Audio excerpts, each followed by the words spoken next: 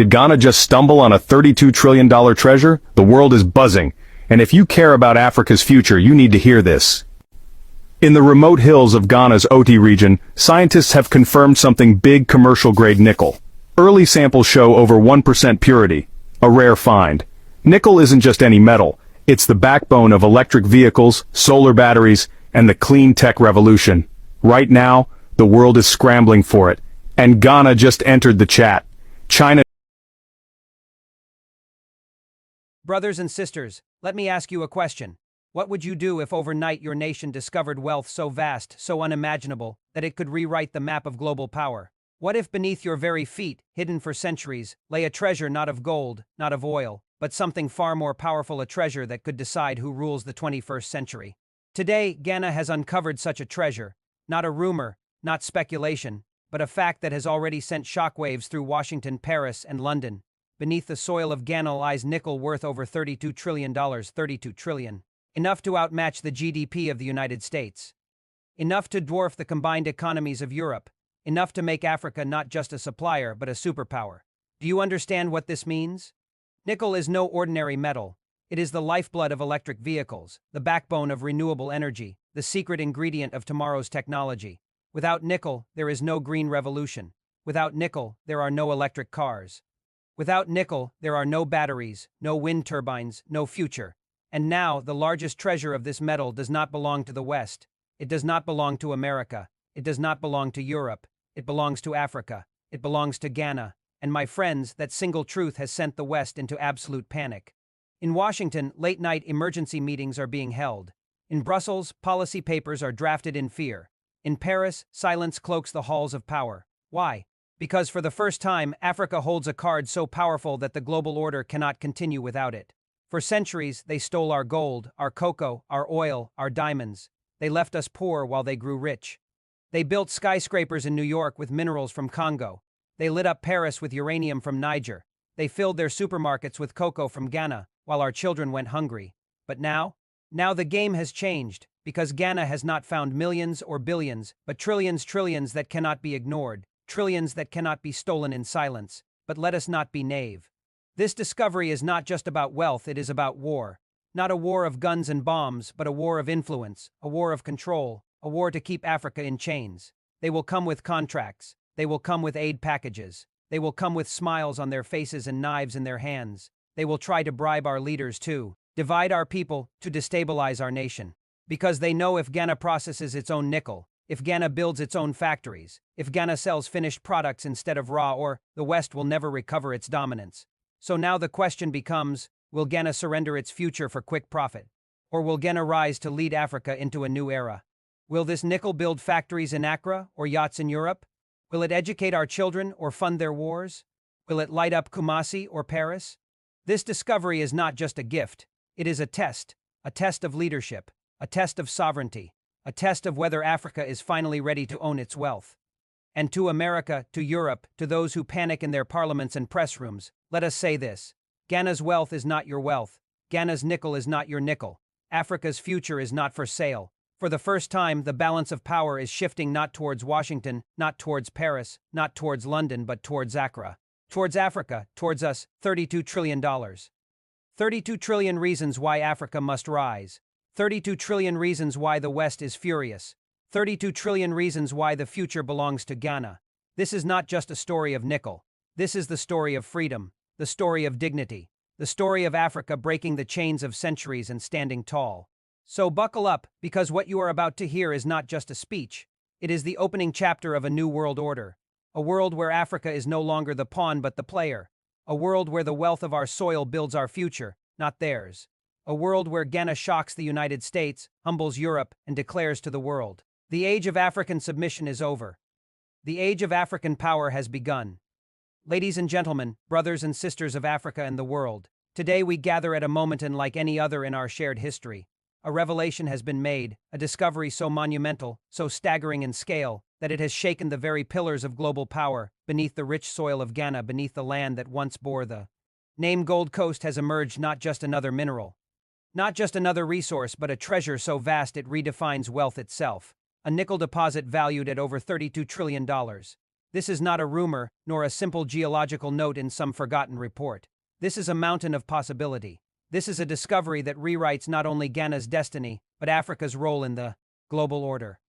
Nickel, the metal that powers the 21st century, the lifeblood of electric vehicles, batteries, stainless steel, renewable technologies, aerospace has been found in quantities that boggle the mind, $32 trillion. To put this into perspective, that is larger than the entire GDP of the United States, larger than the economies of the European Union combined, and greater than the market capitalization of all the world's top tech companies put together. And it is not in Washington. It is not in Brussels. It is not in Tokyo. It is in Africa.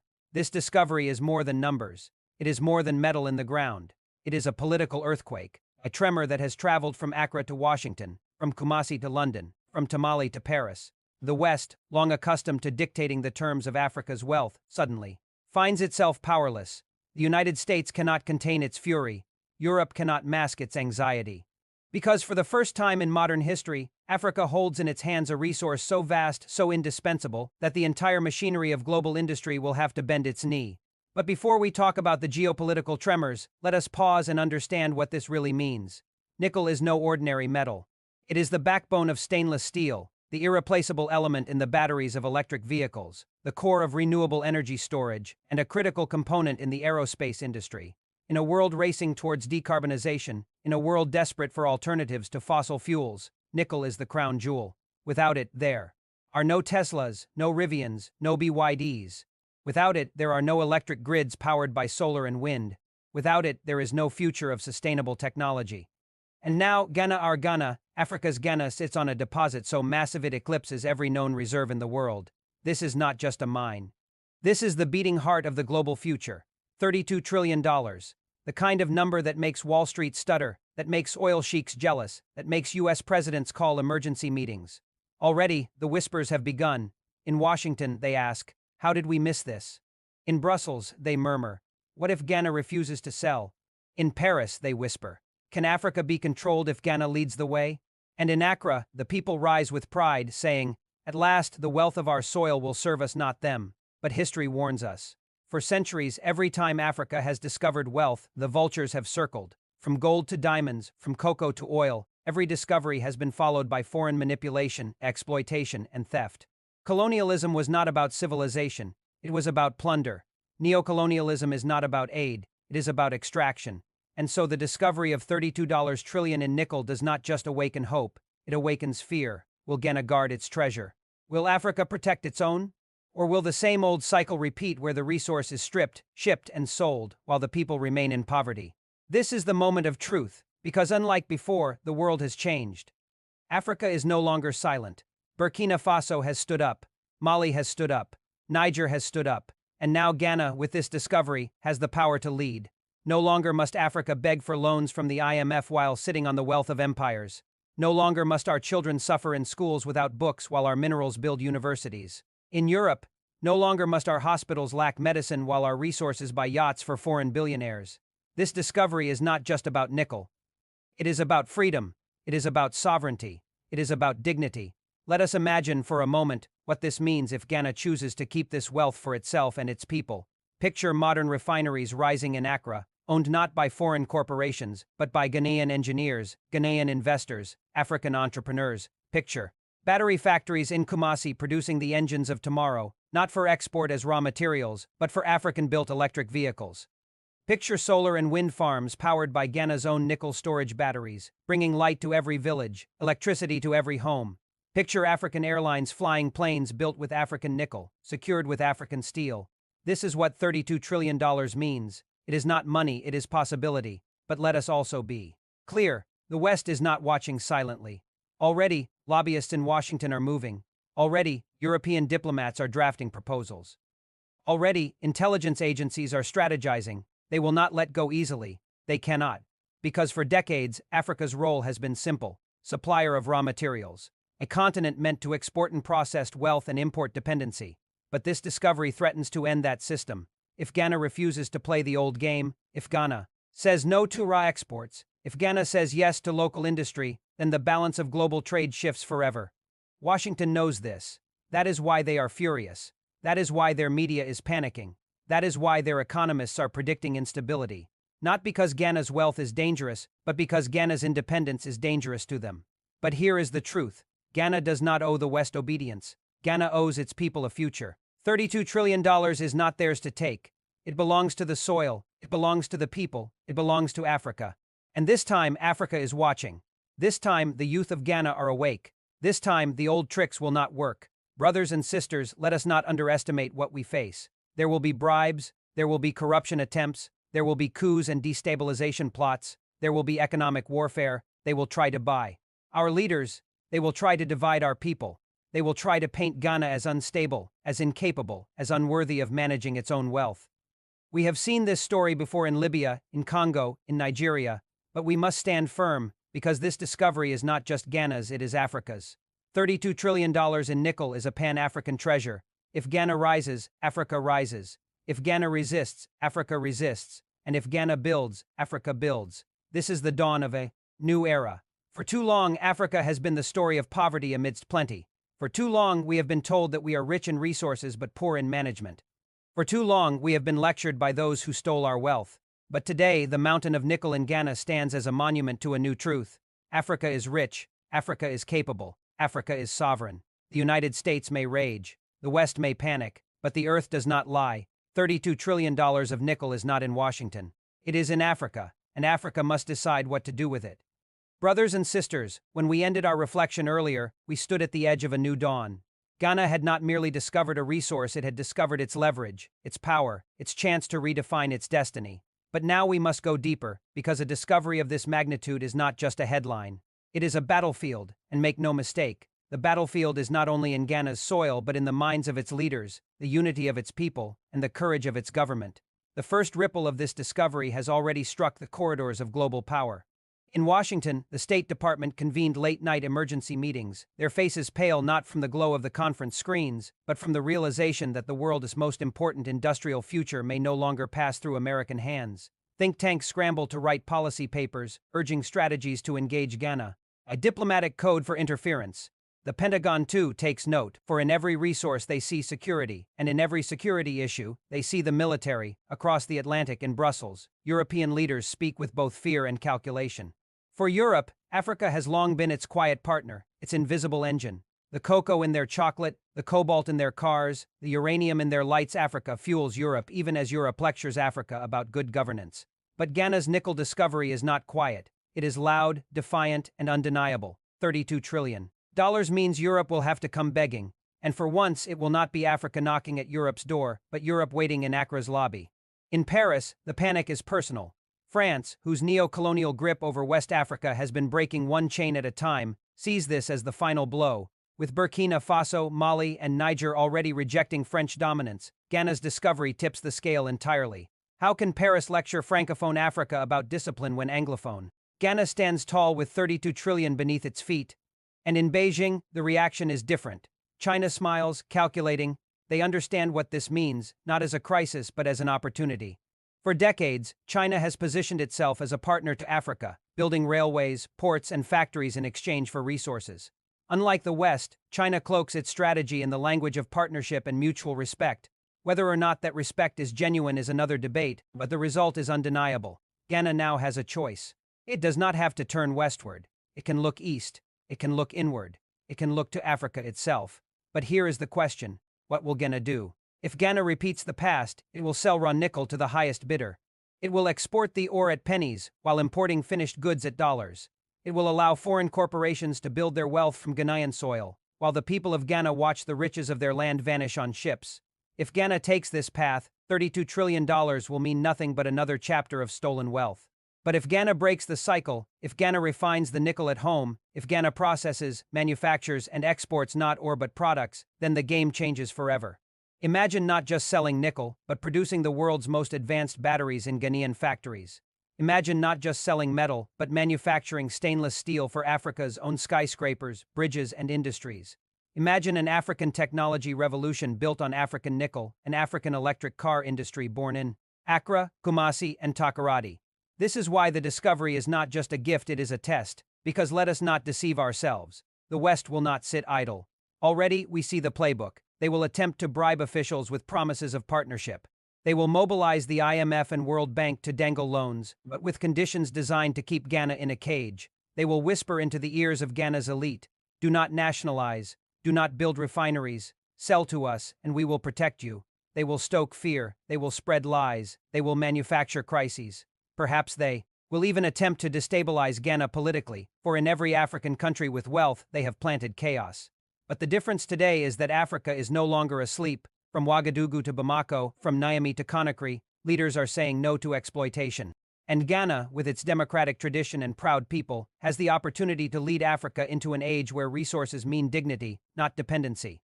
Think of the scale of transformation. $32 trillion could build thousands of schools, not just in Ghana, but across Africa. It could fund hospitals that make medical tourism unnecessary. It could build roads, bridges, airports, and digital infrastructure that connect the continent like never before. It could power an African industrialization drive that has been delayed for a century. And so the question must be asked, will Ghana act for itself, or will Ghana act for history? Let us not underestimate the symbolic power of this moment.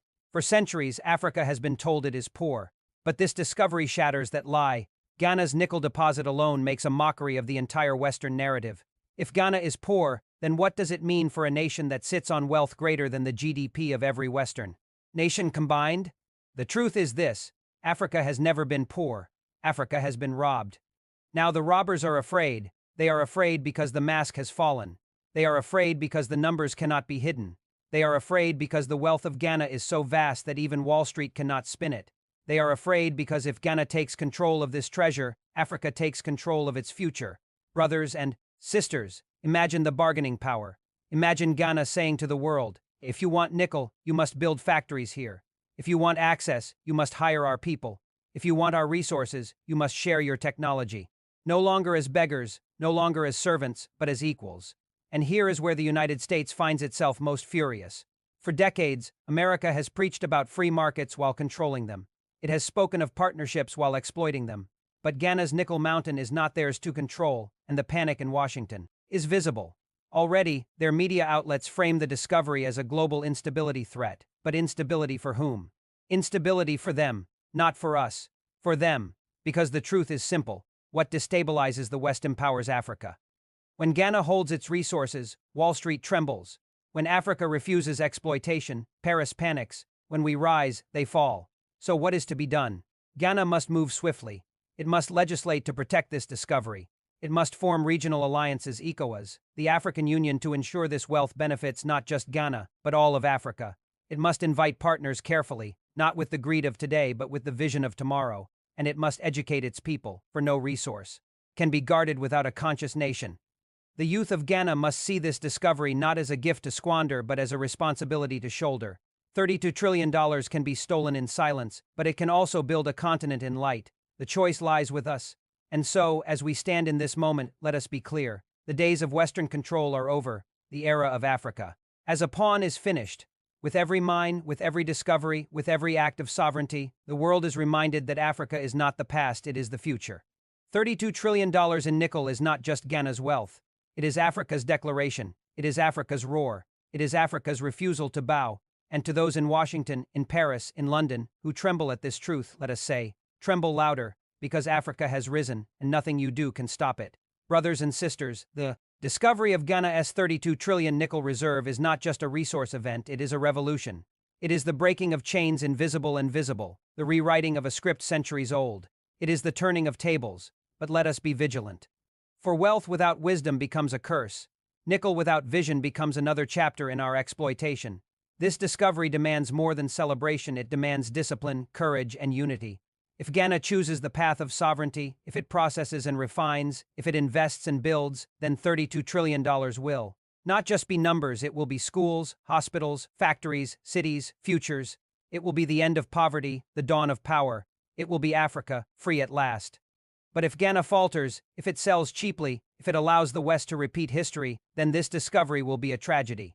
$32 trillion will vanish like smoke, and the people will remain with empty hands. So let us decide, here and now, Ghana must not just guard its nickel, but wield it as a sword of sovereignty. Ghana must not just discover wealth, but declare independence. Ghana must not just shock the world, it must lead it. For in this mountain of nickel lies not just metal, but freedom. Not just wealth, but dignity. not just Ghana's future, but Africa's destiny. And to the world, to those who doubt, to those who panic, let us say with one voice, the age of African submission is over. The age of African power has begun.